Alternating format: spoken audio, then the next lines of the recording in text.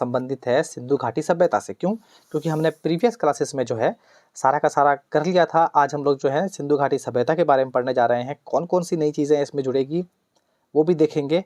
और सपोर्ट कीजिए, लाइक कीजिए। डेली हम लोग क्लास लेके आएंगे। सब बोलते हैं सर आप 20 से 25 मिनट की क्लास रखते हो, आप थोड़ा लंबा क्लास करो, क्योंकि हमें तो और भी क्लासेस लेनी पड़ती है ना, तो इसलिए हम लोग जो है कम कम क्लासेस रखते हैं। लेकिन आप इतना उम्मीद रखिए कि एग्जाम से पहले मैं ख़त्म कर दूंगा, चाहे ग्रुप डी का एग्जाम आए, रेलवे का कोई भी एग्जाम आए, एसएससी के एग्जाम्स आए, या बिहार पुलिस के आए, यूपी पुलिस के आए, कोई भी एग्जाम आए, उससे पहले मैं ख़त्म कर दूंगा। सभी स्टेट के लिए बहुत ही बेनिफिशियल है। तो आज हमारा टॉपिक है तीसरा टॉपिक, ठीक है ना। कल हम लोगों ने दूसरा टॉपिक खत्म कर लिया था। आज हमारा तीसरा टॉपिक है सिंधु घाटी सभ्यता, ठीक है। सिंधु घाटी सभ्यता विश्व की प्राचीनतम सभ्यताओं में से एक है। साधारणतः इसे सिंधु घाटी की सभ्यता और हड़प्पा सभ्यता के नाम से जाना जाता है। याद रखिएगा, जो हड़प्पा सभ्यता है या फिर सिंधु घाटी सभ्यता है, दोनों एक ही है, अलग अलग नहीं है, ठीक है। याद रखिएगा, चाहे हड़प्पा सभ्यता बोलिए चाहे सिंधु घाटी सभ्यता बोलिए, दोनों एक ही है। यह विश्व की सबसे बड़ी सभ्यता है। सिंधु घाटी सभ्यता को जो है आद्य ऐतिहासिक एवं हड़प्पा सभ्यता की कांस्य युगीन सभ्यता के नाम से जाना जाता है। सिंधु घाटी को आद्य ऐतिहासिक एवं और या फिर है ना, सिंधु घाटी को जो है आद्य ऐतिहासिक और हड़प्पा सभ्यता को जो है कांस्य युगीन सभ्यता मानते हैं। तो याद रखिएगा, सिंधु सभ्यता को जो है आद्य ऐतिहासिक सभ्यता कहते हैं और हड़प्पा सभ्यता को कांस्य युगीन सभ्यता कहते हैं। ये दोनों कन्फ्यूजन क्लियर हो गया आपका। यह सभ्यता मुख्यतः सिंधु नदी घाटी में फैली होने के कारण जो है इसका नाम सिंधु घाटी सभ्यता पड़ा, यानी कि सिंधु नदी जो है उसके पास की आसपास की सभ्यता थी ये, इसीलिए हड़प्पा सभ्यता का नाम जो है सिंधु घाटी सभ्यता रख दिया गया। लगभग 2500 साल पहले ईरानी लोगों ने इसे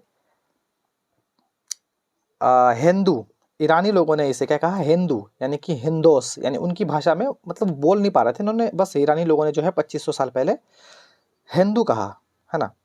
और यूनानी हिंदू या फिर हिंदोस कहा, और यूनानी ग्रीक के लेखकों ने इसे जो है इंडोस कहा, और रोमन के लोगों ने इसे इंडस कहा, ठीक है ना। याद रखिएगा, इसका जो सिंधु घाटी सभ्यता जो है क्यों पड़ा, उसका रीज़न यही है कि 2500 साल पहले जो है ईरानी लोगों ने इसको क्या कहा था, हिंदू कहा या फिर हिंदोस कहा, ठीक है। ग्रीक यूनानी जो थे, ग्रीक लोगों ने इसे इंडोस कहा और रोमन के लोगों ने इसे इंडस कहा। तो इसको इंडस जो है सिविलाइजेशन भी बोलते हैं, याद रखिएगा इंग्लिश में। मेसोपोटामिया की सभ्यता सिंधु सभ्यता के समकालीन सभ्यता है। जो आपकी मेसोपोटामिया सभ्यता है वह सिंधु घाटी सभ्यता के समकालीन सभ्यता है, यानी कि इसी दौरान हुई भी हुई थी। यह दजला और फरात, जिसको क्या बोलते हैं, टिग्रिस और यूफ्रेटस जो नदी है, नदियों के किनारे बसी सभ्यता है। अभी पहले इसको जो है दजला और फरात बोलते थे, अभी इसको टिग्लिस और यूफ्रेटस बोलते हैं, ठीक है, इंग्लिश में। नदियों के जो है किनारे बसी सभ्यता थी, कौन सी, मेसोपोटामिया सभ्यता। तो पूछेगा मेसोपोटामिया सभ्यता जो है किन नदियों के किनारे था, दजला और फरात नदी के किनारे सभ्यता है। अकाडियन, एमोराइट, एलामाइट, मेसोपोटामियन भाषा थी, ठीक है ना, सब भाषा थी। यहाँ के लोग जो है सिंधु घाटी सभ्यता को जो है मेलुहा कहते थे। अब यहाँ के लोग जो है सिंधु घाटी सभ्यता क्या कहते थे, मेलुहा कहते थे। सरगोन अभिलेख में सिंधु सभ्यता को जो है मेलुहा कहा जाता था, या कहते हैं किसमें, सारगोन अभिलेख में सिंधु सभ्यता को मेलुहा कहा जाता है। याद रखिएगा, मेलुहा किसे कहते हैं, सिंधु सभ्यता को कहते हैं मेलुहा। ये चीज़ें जो है एग्जाम में आएगी, याद रखिएगा। मेलुहा नाविकों का जो है देश है। मेलुहा हाजी पक्षी के लिए प्रसिद्ध है। किसके लिए, मेलुहा जो है हाजा पक्षी के लिए प्रसिद्ध है। इसका काल निर्धारण जो है रेडियो कार्बन C14 जैसे नवीन जो है विश्लेषण पद्धति के अनुसार सिंधु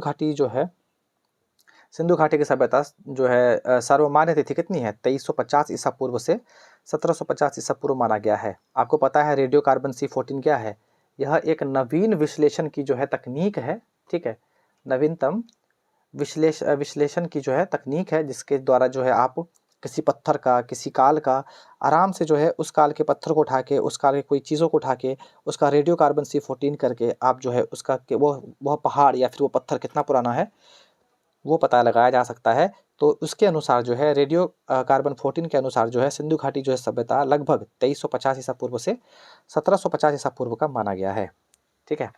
अब यहाँ पे नोट में क्या लिखा हुआ है, तिथि निर्धारण की जो है कार्बन 14 यानी कि C14 पद्धति की खोज जो है अमेरिका के प्रसिद्ध रसायन शास्त्र VF विली द्वारा 1946 में की गई थी।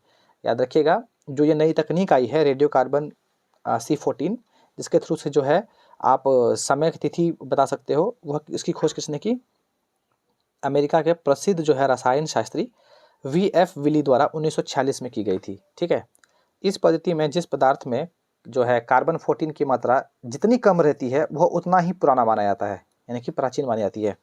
अगर कार्बन 14 में अगर कार्बन की मात्रा कम होगी तो वह उतना ही पुराना पत्थर होगा, उतना ही पुराना पहाड़ होगा। उसके थ्रू से हम लोग बता सकते हैं यह जो है बहुत पुराना पत्थर है। ठीक है, जैसे राम सेतु जो है बना हुआ तमिलनाडु से जो है खींचा गया है, जिसको हम लोग क्या बोलते हैं, राम सेतु जो बोलते हैं, उसका पत्थर नापा गया तो वो सच में जो है राम भगवान के समय काल का निकला। ठीक है, तो वही बात है। तो यहाँ तक हम लोग समझ गए, कार्बन की संख्या जितनी कम होगी उतना ही वह। चलिए नेक्स्ट है आपका 2600 से 1900 ईसा पूर्व जो है नई एनसीईआरटी के अनुसार जो है सिंधु घाटी सभ्यता का जो है काल माना गया है। जो नई एनसीईआरटी आई है उसके अनुसार जो है 2600 से 1900 माना गया है, लेकिन रेडियो कार्बन में कितना माना गया था, रेडियो कार्बन के अनुसार जो है 2350 से 1750 माना गया है, लेकिन नई एनसीईआरटी के अनुसार 2600 से 1900 माना गया है। तो ये भी याद रखना पड़ेगा। ठीक है, हमें दो याद रखने हैं, नई एनसीईआरटी के अनुसार और ऊपर वाला जो ऑप्शन में मिल जाए हमें उसको टिक करना है। बाकी ये जो हो गया ओल्ड एनसीईआरटी इसको 2350 से 1750 ईसा पूर्व मानती है। ठीक है, जो कि ओल्ड एनसीईआरटी के अनुसार जो है खान सर ने भी लिख रखा है। ठीक है, और 3250 से 2750 ये तो पता नहीं, अपना ही अनुमान लगा रखा है सारगोन अभिलेख के अनुसार जो है मध्य एशिया में जो है मध्य एशिया के हिसाब से माना गया है। सारगोन अभिलेख के अनुसार जो है कि सिंधु घाटी सभ्यता की समय अवधि कितनी है, 2350 से 1750। चलिए सिंधु सभ्यता का विस्तार जो है देखते हैं कहाँ से कहाँ तक फैला हुआ है। तो यह लगभग जो है 13 लाख वर्ग किलोमीटर फैला हुआ है। यह जो है त्रिभुजाकार जो है सभ्यता है। याद रखिएगा, यह कई सभ्यता है, त्रिभुजाकार सभ्यता है। तो बहुत बच्चे जो कन्फ्यूज होते हैं कि ये कैसी सभ्यता है, तो यह जो है त्रिभुजाकार सभ्यता है और लगभग 13 लाख वर्ग किलोमीटर में जो है फैला हुआ है। तो उत्तर में जो है ये मांडा जम्मू कश्मीर तक है, जो कि चिनाब नदी के किनारे है। और आपका दक्षिण में जो है दैमाबाद मध्य प्रदेश और महाराष्ट्र दोनों के बीच में स्थित है ये दैमाबाद, और प्रवरा नदी के किनारे है। पूर्व में जो है ये आलमगीर यूपी के पास है, हिंड नदी के किनारे है, और दास्क नदी के किनारे जो है बलूचिस्तान में है। ठीक है, जो कि पश्चिम में पड़ता है ना। तो आपको याद रखिएगा सुतकिंगडोर यहाँ तक जो है फैला हुआ है। ठीक है, आपको जो है ये चीज़ याद रखिएगा, जम्मू कश्मीर चिनाब नदी के किनारे मांडा में है उत्तर में। तो ये सारा आपको याद रखना पड़ेगा। चलिए आगे पढ़ते हैं। सिंधु सभ्यता का विस्तार भारत, पाकिस्तान एवं अफगानिस्तान में फैली हुई थी।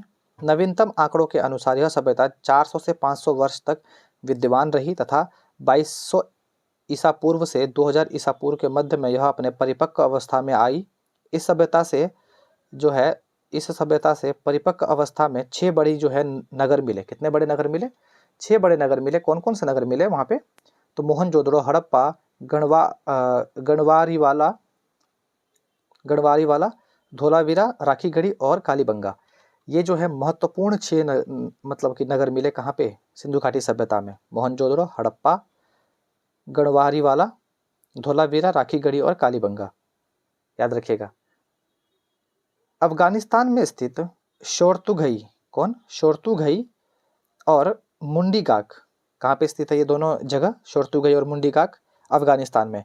हड़प्पा सभ्यता के पुरातात्विक स्थल हैं। शोरतुघई उत्तरी अफगानिस्तान में कोकचा और ऑक्स नदी के जो है संगम पर स्थित है।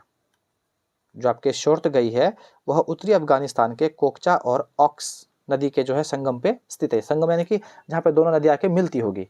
ठीक है, तो आपको समझ में आ गया होगा।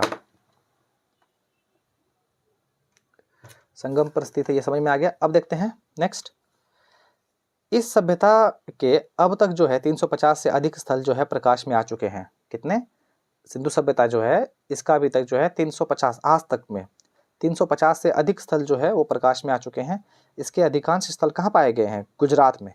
तो याद रखिएगा, एक क्वेश्चन बनता है कि सिंधु घाटी सभ्यता का सबसे अधिकांश जो है स्थल कहाँ पाया गया है? गुजरात में पाया गया। लगभग 200, कितने स्थल है वहाँ पे? लगभग 200 है।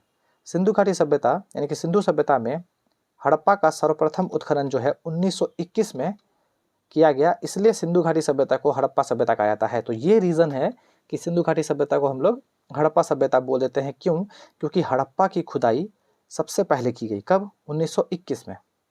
ठीक है, आपको ये बात याद रखना है। अब जो लाइनें आ रही है, बहुत इंपॉर्टेंट लाइनें आ रही है, आपको वो बात याद रखिएगा। हड़प्पा के टीलों की सर्वप्रथम जानकारी जो है 1826 ईस्वी में चार्ल्स मेनन ने दी।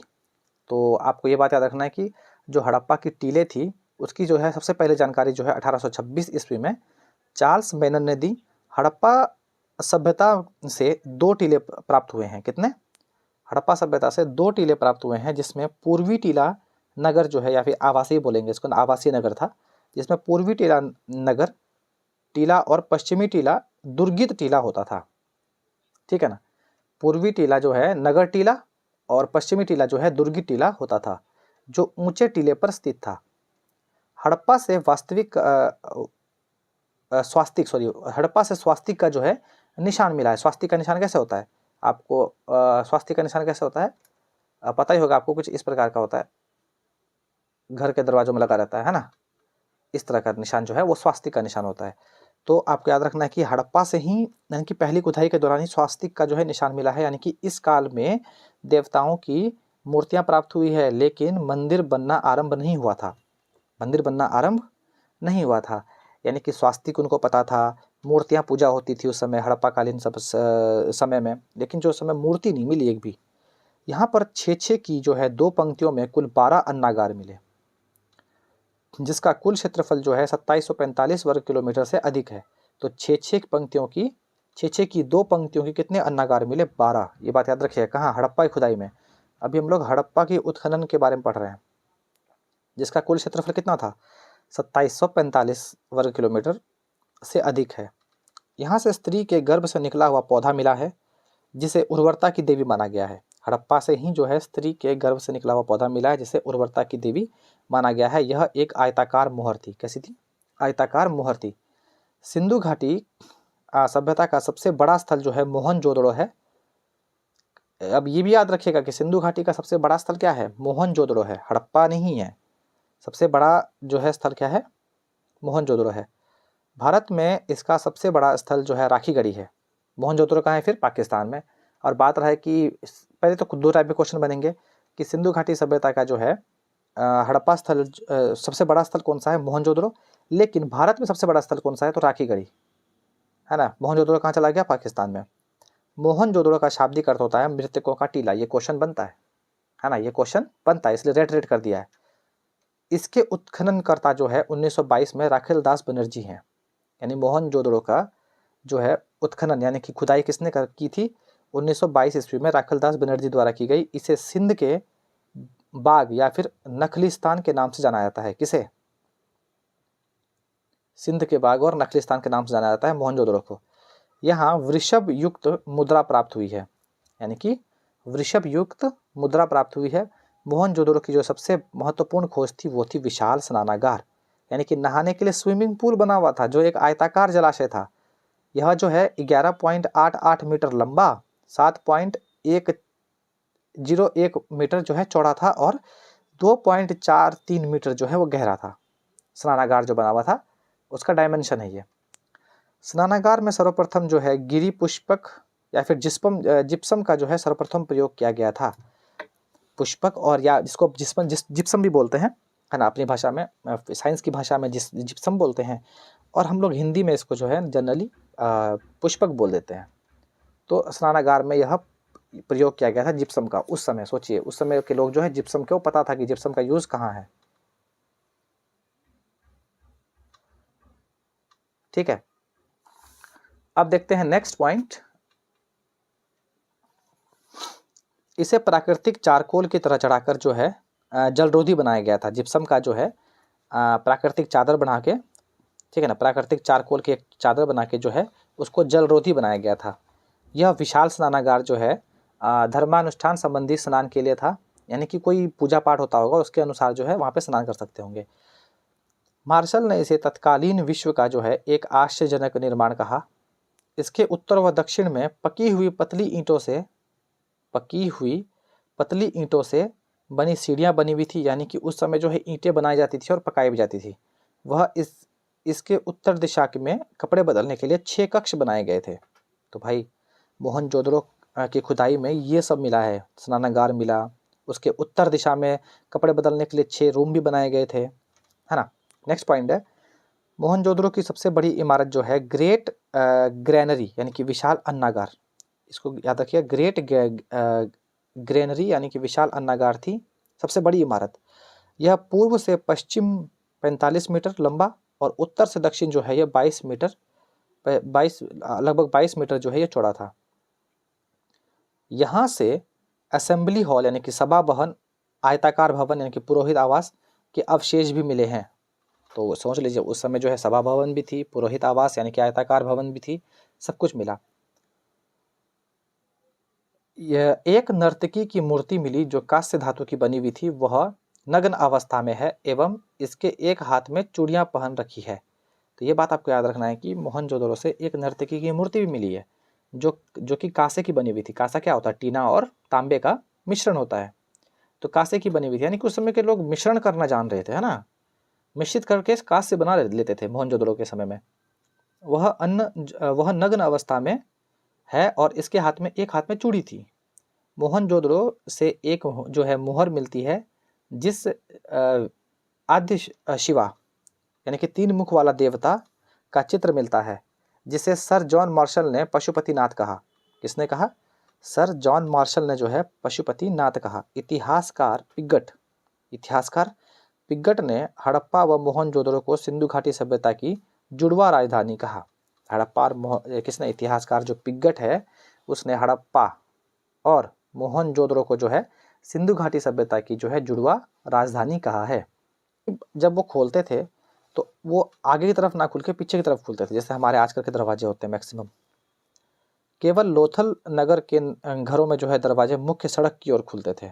किस समय? कहाँ पे? लोथल में, लोथल नगर के घरों में। एकमात्र हड़प्पा और मोहनजोदड़ो और अन्य प्रमुख जो है नगर पक्की ईंटों से पूर्णतः बने थे, जबकि कालीबंगा और रंगपुर कच्ची ईंटों के बने थे और ईंटों का आकार जो था 4 बाय 2 बाय 1 का होता था, यानी कि 4 उसकी लंबाई, 2 उसकी जो है चौड़ाई और 1 जो है उसकी ऊंचाई होती थी। ठीक है, यानी कि कालीबंगा और रंगपुर कच्ची ईंटों की बनी होती थी। बाकी जो है आप हड़प्पा और मोहनजोदड़ो जो है ये सभी पक्की ईंटों की बनी हुई यहाँ पे इमारतें मिली है। ठीक है,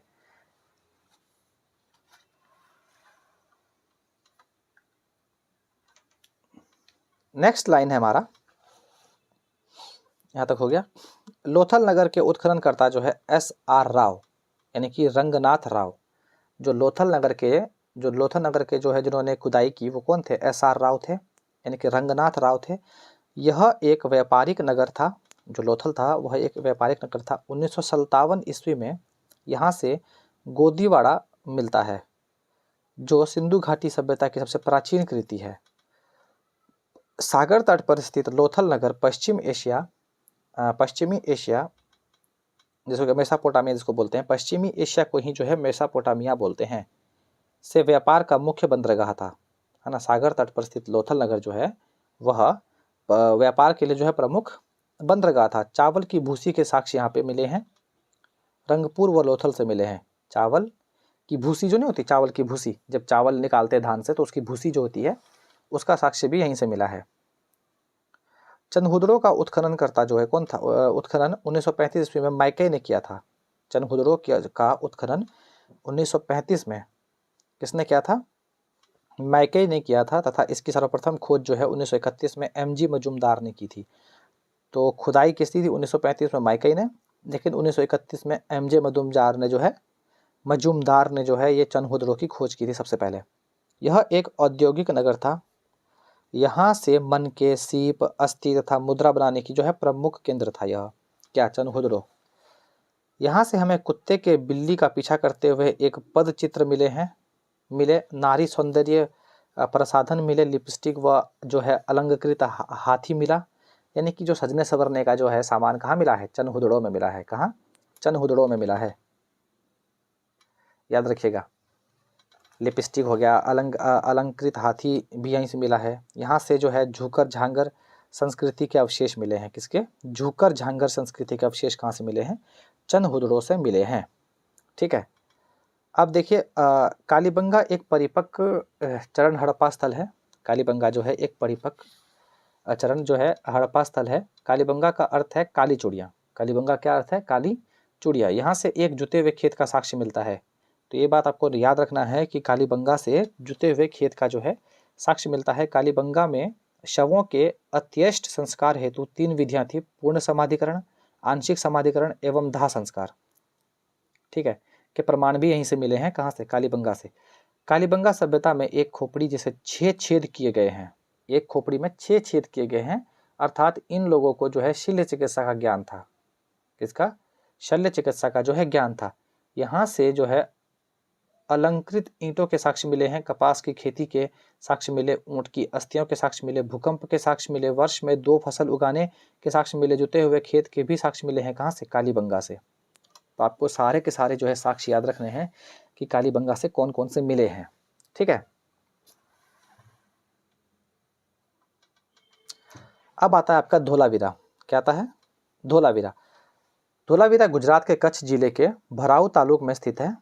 भचाऊ तालुका में स्थित है। यह सिंधु सभ्यता का प्राचीन और विशाल नगर है। जो आपका धोलावीरा है वह सिंधु सभ्यता का जो है प्राचीनतम और विशाल नगर है भारत का। धोलावीरा सिंधु सभ्यता का एकमात्र ऐसा शहर था जो 3 भागों में विभाजित किया गया था। यह दुर्ग, मध्यनगर और निचले शहर में विभाजित था। 3 भाग कौन कौन से थे? दुर्ग था, मध्यनगर था और निचले शहर था। इन तीनों में जो है इसको विभाजित किया था। प्रत्येक भाग विशाल पत्थर की दीवारों से घिरा था तथा अति विशिष्ट जल प्रबंधन व्यवस्था के कारण सिंधु सभ्यता का अनूठा नगर था। यहाँ पे जो है विशिष्ट जल प्रबंधन की व्यवस्था थी। कहाँ पे? धोलावीरा। इसीलिए जो है यह धोलावीरा सिंधु सभ्यता की सबसे प्राचीनतम और विशाल नगर था। ठीक है ना, धोलावीरा। आपको यह बात याद रखना है। अब नोट को देख लेते हैं। धोलावीरा एक हड़प्पाकालीन नगर को वर्ष 2019 से 2020 में विश्व धरोहर स्थल में शामिल किया गया। 27 जुलाई 2021 को यह फैसला वर्ल्ड हेरिटेज कमेटी ऑफ जो है यूनेस्को ने लिया। यानी कि विश्व धरोहर में इसको 2019 से 20 वाले सेशन में शामिल किया गया था। ठीक है। नेक्स्ट आपका हड़प्पा सभ्यता की पहली खगोलीय वेधशाला धोलावीरा में पाई गई। हड़प्पा सभ्यता की जो है पहली खगोलीय वेधशाला कहाँ पाई गई? धोलावीरा में पाई गई। यहाँ से स्टेडियम के साक्ष्य मिले हैं। यहाँ से 16 कृत्रिम जलाशय प्राप्त हुए और एक पॉलिश युक्त सूचना पट यानी कि नोटिस बोर्ड भी मिला है। कहाँ से? धोलावीरा से। अब आता है आपका नेक्स्ट पॉइंट, सुरकोटा कहाँ पे स्थित है? अभी पाकिस्तान में। अभी अक्षय कुमार की एक मूवी आई है स्काई टाइगर, ऐसे कुछ नाम है, स्काई फ्लाइट है ना। तो उसमें अक्षय कुमार की मूवी आई है, तो उसमें देखना उस मूवी को। तो उसने सरकोटा को जो है उसने आक्रमण किया था। ठीक है, जो कि पाकिस्तान के बीच में स्थित है, वहाँ से आपको पता लग जाएगा। बहुत अच्छी मूवी है, मैंने देखी है। तो याद रखिएगा सरकोड़ा जो है ये भी जो है गुजरात में स्थित स्थल है। मैंने गलत बोल दिया, सॉरी, सुरकोडा। अच्छा, वहाँ दूसरा जगह था। ठीक है। तो ये कहाँ है? सुरकोडा, ये गुजरात में स्थित स्थल है। सुरकोतदा से हमें जो है घोड़े की अस्थियाँ मिली, किंतु सिंधु घाटी सभ्यता के लोगों को घोड़े का ज्ञान नहीं था। तो आपको ये बात याद रखना है कि यहाँ से जो है घोड़े की अस्थियाँ मिली है, लेकिन उस समय जो है घोड़े के जो है उस समय जो है सिंधु घाटी सभ्यता के लोगों को घोड़े का ज्ञान नहीं था, लेकिन यहाँ पे जो है घोड़े की अस्थियाँ मिली है। ठीक है ना। कहाँ पे? सुरकोड़ा में। रंगपुर जो है स्थल गुजरात में काठियावाड़ा जिले में स्थित है, जहाँ से हमें चावल के दाने के साक्ष्य मिले हैं। कहाँ पे? रंगपुर में। तो चावल के दाने के साक्ष्य कहाँ मिले हैं? रंगपुर स्थल में मिले हैं। ये बात आपको याद रखना है। सिंधु सभ्यता के लोगों को लिपि का ज्ञान था। इसकी लिपि भाव चित्रात्मक लिपि थी। क्या था?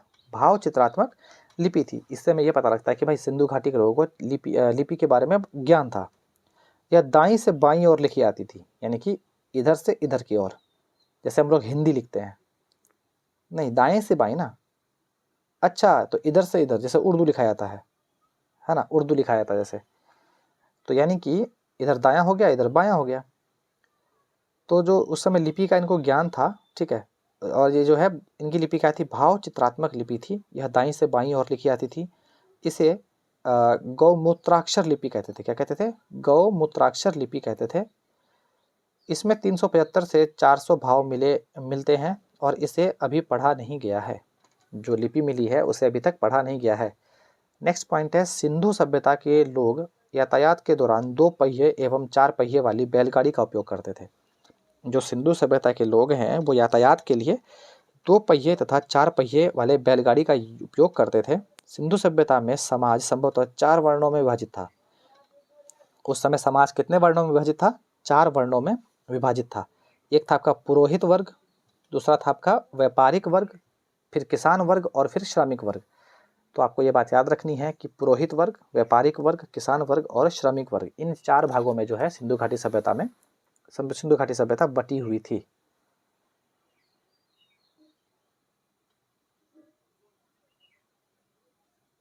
ठीक है, नेक्स्ट है आपका, सिंधु सभ्यता में शांतिप्रिय लोग रहते थे। कैसे? सिंधु घाटी में सिंधु सभ्यता में शांतिप्रिय लोग रहते थे क्योंकि यहाँ अत्यंत कम मात्रा में हथियार मिले, जैसे तलवार से परिचित नहीं थे। क्योंकि यहाँ के लोग लोहे से परिचित नहीं थे, ये कांस्य यानी कि तांबा प्लस टीन से मिलकर बनता है, मैंने आपको पहले बताया, का प्रयोग करते थे, यानी कि कांस्य का प्रयोग इन लोगों ने किया। लेकिन ये जो है शांतिप्रिय लोग थे सिंधु सभ्यता के लोग, आपको ये बात याद रखनी है। इस सभ्यता में सोने व चांदी का प्रयोग करते थे क्योंकि यहाँ के पुरुष व महिलाएं ज्वारात पहनते थे और श्रृंगार भी करते थे, दोनों पुरुष और महिलाएं दोनों। मनोरंजन के लिए मुर्गे यानी कि पशु पक्षियों की लड़ाई करवाना व शतरंज खेलना, शिकार करना और मछली पकड़ना इनके जो है प्रिय खेल थे। सिंधु घाटी सभ्यता के घर 1 या 2 मंजिल का होता था, यानी कि उस समय के लोग सिंधु घाटी सभ्यता में जो घर थे वो 1 या 2 मंजिल के होते थे, तीसरा नहीं सुना, 2 मंजिल तक होते थे। घर के आंगन के चारों ओर कमरे पाए जाते थे। अधिकांश घरों में एक अलग स्नानागार था और कुछ घरों में कुछ कुएं भी होते थे। तो आपने फिल्मों वगैरह में देखा होगा, है ना, कुएं तो जानते हैं सब कि कुआं भी होता है। नेक्स्ट है, सिंधु सभ्यता के लोग काले रंग से डिजाइन किए हुए लाल मिट्टी के बर्तन बनाते थे।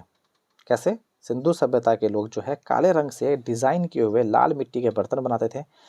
सिंधु सभ्यता के लोग वृक्ष पूजा, जल पूजा, लिंग पूजा, योनि पूजा व मातृ देवी की उपासना में विश्वास रखते थे तथा इन्हें ध्यान एवं योग का भी ज्ञान था। सिंधु सभ्यता में मातृसत्तात्मक संयुक्त परिवार होते थे, यानी कि मातृसत्तात्मक क्या होता है?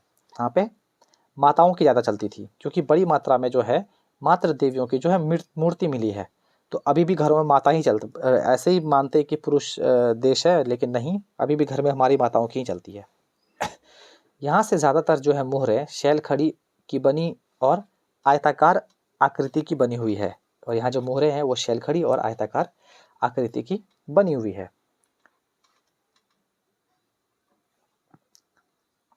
पहला क्या है? मोहरों पर जो है एक श्रृंगी यानी कि सबसे ज्यादा वाली आकृति है। पशुओं में कुबड़ वाला सांड जो ज्यादा पूजनीय था, पशुओं में कुबड़ वाला सांड जो है वह ज्यादा पूजनीय था। अगला है, मिट्टी की मूर्तियां आग में पकाकर बनाई जाती थी जो टेराकोटा पद्धति कहलाती थी।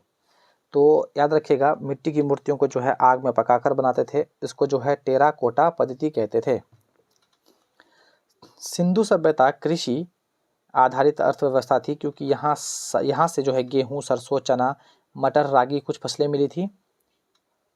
लोथल में चावल व रंगपुर में चावल की भूसी मिलती थी। सिंधु सभ्यता में पशुपालन भी होता था, पशुपालन भी यहाँ पे होता था। तो आपको पता होना चाहिए, लोथल से चावल मिला है, रंगपुर में जो है चावल की भूसी मिली है। तो अभी हम लोगों ने पढ़ाई है। सैंधववासी सूती एवं ऊनी वस्त्रों का प्रयोग करते थे। जो सैंधववासी थे वह सूती और ऊनी वस्त्रों का प्रयोग करते थे क्योंकि यहाँ कपास की खेती होती थी। मुद्रा व्यवस्था प्रचलन नहीं थी तो व्यापार जो है वो विनिमय से किया जाता था, यानी कि तुम मुझे कुछ दो मैं तुम्हें कुछ दूँ, सामान से सामान लो। पैसों की कोई बात नहीं थी उस समय, मुद्रा था ही नहीं उस समय वहाँ पे सिंधु घाटी सभ्यता में। सिंधु के पूर्व के क्षेत्रों को जो है क्षेत्रों को संदर्भित करने के लिए क्या लिखा है, छठी पाँचवीं शताब्दी बीसीई में हिंदू पुराने पारसी शब्द का प्रयोग किया जाता था। सबसे पहले ईरानियों ने सिंधु नदी के पूर्व में रहने वाले को जो है वो हिंदू कहा था। तो हम लोग का जो देश है वो हिंदुस्तान नाम इसलिए पड़ा था क्योंकि हम लोग सिंधु नदी के किनारे रहते थे, और ईरानियों ने जो है सिंधु ना बोल के हिंदू बोलना शुरू किया, उनसे सिंधु नहीं बोला जाता था, ठीक है। तो उन्होंने हिंदू बोला, तो इसीलिए जो है हम लोग हिंद रखिएगा, रिलीजन हम लोग हिंदू लगा देते हैं, ठीक है। लेकिन एक्चुअली में जो है धर्म हमारा हिंदू नहीं है। हिंदू जो है, जो अपने आप को हिंदू कहते हैं वो सनातनी होते हैं, ठीक है, धर्म नहीं है कोई ये। तो चलिए, इतना अच्छा जो है क्लास सिंधु घाटी सभ्यता के बारे में हम लोगों ने जो है ये बेसिक क्लास कर लिया आज। और उसके बाद जो है विदेशी व्यापार स्टार्ट होगा, फिर स्टार्ट होगा सिंधु घाटी सभ्यता की सामान्यतः प्रारंभिक जानकारी, ठीक है। तो